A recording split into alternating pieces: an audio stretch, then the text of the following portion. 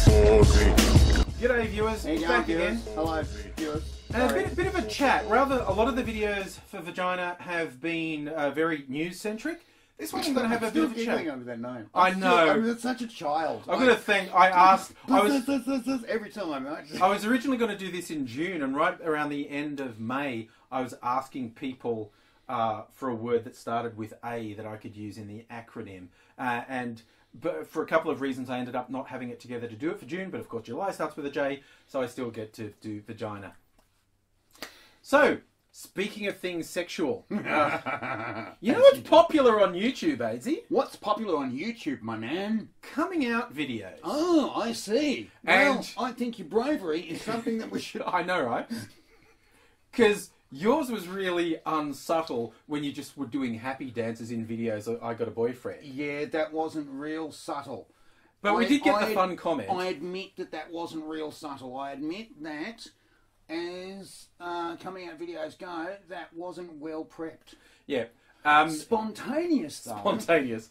You tamp down the effervescence, really. Couldn't fault the spontaneity. Yeah. You did get that one fun comment. We go, what, is AIDzee really gay? I always buy. And he's going, cool, win with a chance. And I'm such a slut. You are. Filthy, filthy people. See, and of course, this was not a surprise to me because he insists on telling me in graphic detail all his sordid past. I do. And this is, by the way, it's a thing. This is not about being gay or bi. This is the sort of stories of parties that would make Freddie Mercury blush. Okay, it would, Saint Fred. Oh, so okay. I knew, and I was a little bit surprised at a couple of our mutual friends who didn't know.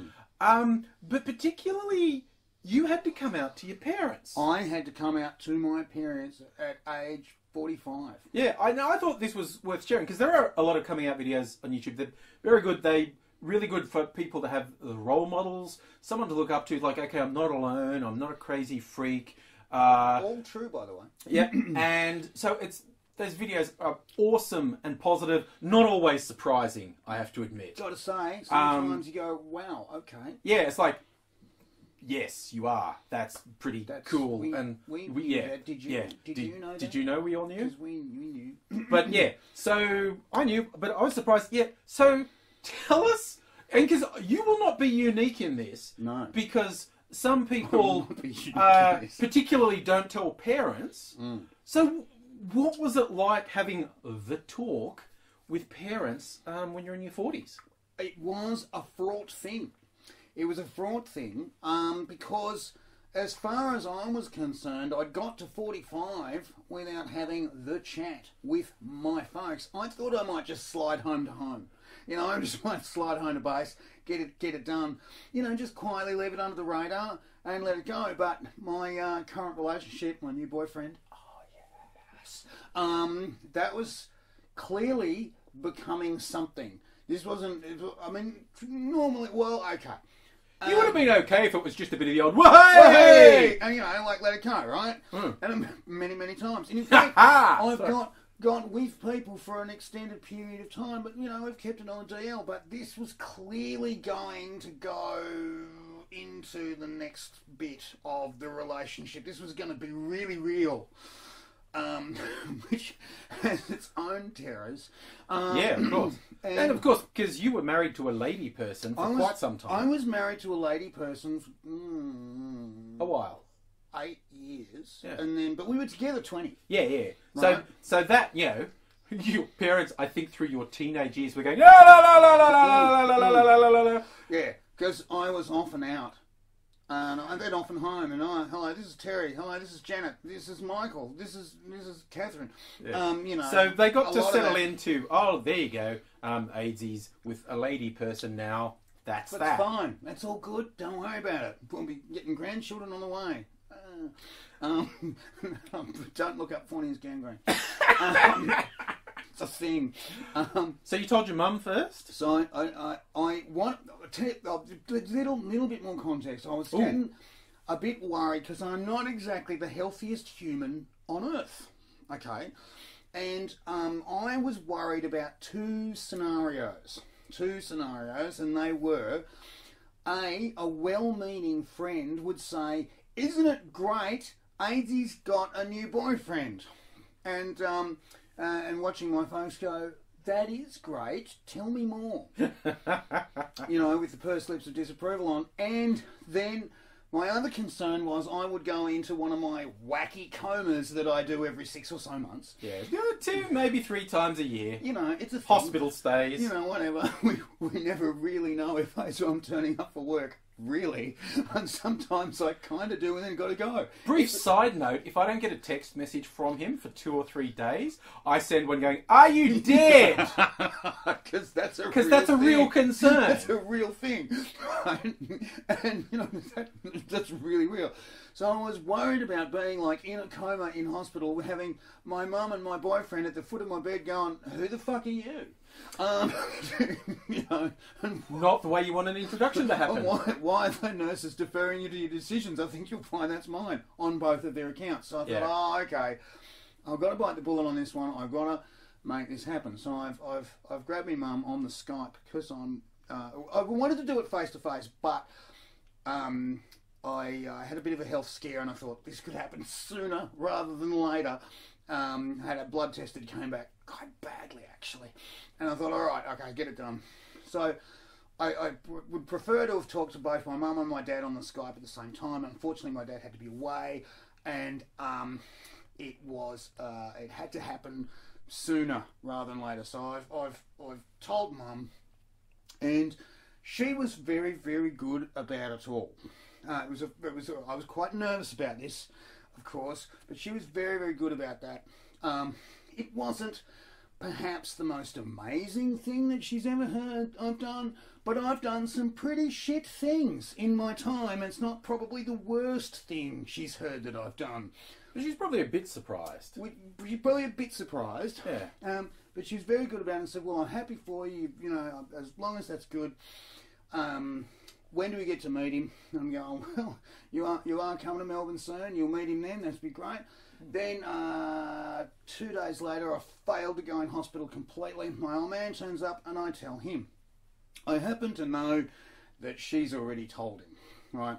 He's just basically playing along, saying, "Oh, have you got anything to tell me?" Turns out I do, and the bugger decided to, on this Skype chat we're on, he's decided to delay this for like 3, 4, 5 minutes of small talk. And I'm going, "Oh, just shut up so I can, come on, stop twisting." And he also was very good about it. Again, a fraught situation, but well worth the effort. Did they know beforehand? I will never know. I will never know. And why didn't this come up beforehand? Well, it didn't sort of have to. And yeah, because there hasn't been a guy in your life for a little while. A long time. Yeah. You know. So it's not a conversational thing. You don't just... You might, but you don't often say to your parents out of the blue, "I fucked a guy 20 years ago." You know, it's like... It's not really... It's one of those dinner conversations you have when there's really nothing else to say. And, you know, like everyone's said nothing for 3 hours. And it's like, the mints are nice. If someone says the mints are nice again, I'm going to say, "I fucked a guy 20 years ago." So, yeah. The mints are nice. So, yeah, I had to come out to my folks in the mid-40s. Yeah. Something, you know, most people do in their teens. And I see that all the time, and I admire that, and I appreciate that. Different world when I was younger. Yeah. Different world. In so many ways. Our youth was the start of the AIDS epidemic. You know, there's always been homophobia, gay bashings and gay murders, but there was that beautiful time in the 80s where people thought they were completely justified to murder you if you were gay because you were, like, AIDS. Oh, AIDS is you're spreading AIDS around, and if you were bisexual, that was worse because you took the AIDS poof to death disease and gave it to the good people. So I got poof to bashed nearly to death twice. One of them was way worse than the other time, but so I was socially taught, I should say, to maybe keep that information to myself. Yeah. You know, not something you want to go spreading around if you want to live till Wednesday.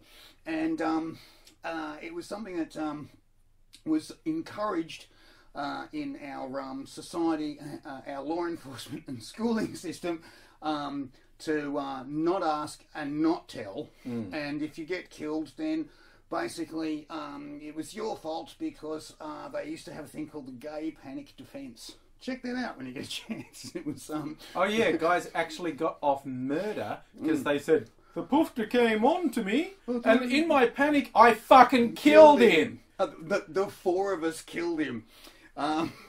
It's like, no thank you, flattered, but I don't swing that way. Apparently doesn't work. No. Bunch of your mates beating him to death. That only way to get the message through. You could actually get away with that for a while. It used to happen. There was something like 157 guys killed, murdered in Australia when the gay panic defence got them off. And then finally, in New South Wales, this judge turned around and said, yeah, no, there were four of you. Yeah. you killed this, you beat this guy to death. You weren't panicked. There was a tiny twink, and there's like, you're all footy players. You're all going to jail for the rest of your life.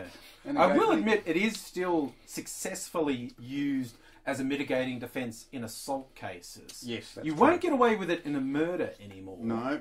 But it is used disgustingly as a mitigation in assault. All of which is not sounding like we're encouraging anyone to come out, really. However, what I was going to say is times have changed. Yes. We have moved on. The world has moved on. The world is a better place. I know sometimes we look at our news media and go, oh, it's all pretty shit out there, but it's actually a lot better these days to be who and what you are. There's a lot less phobia, hatred and nastiness around than there was in the 1980s. I mean, you know, you go for the 1980s and it's all bubble skirts and bloody hypercolour, and some not bad music and some pretty shit music as well. But there was another side to the 80s that it was hate-filled and violent. And for example, everyone I knew in ACT when we were growing up carried a switch knife, like a flick knife, and that wasn't like a weapon. It was just being politely dressed. Yeah, no one it was went just out a without thing the knife. everyone did. But now no one does that. Yeah. It's a lot better place and it's a lot nicer place, and in fact, it's way more profitable to be you and to be you as a loving and generous and giving human being these days than it ever was before. And so I encourage you to be you and to grow in ways that help you and help others, because you'll have a much nicer life. Yeah, so just one.